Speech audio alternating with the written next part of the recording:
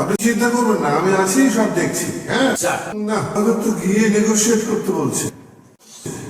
Okay sir, চলেন, যা থাকে কপালে। বাই দ্য ওয়ে, ওয়েল রান দর্শক, সেটা স্যার কি? স্যার আমার কাছে একজন পরিচিত প্রেজেন্টার আছে, নাম হচ্ছে মারি, খুবই সুন্দর, হেবি সুন্দর। আরেকজন আছে, ওর নাম হচ্ছে সোনালী, হাইট ফাইট আছে, চাবুক সুন্দরী। সুন্দর, কিন্তু সুন্দর মেয়ের জন্য দুটো বলে কি কম খরচ করবে? স্যার আপনি চুপ কেন? এটা তো আপনার লাইনে কথা বলা হচ্ছে।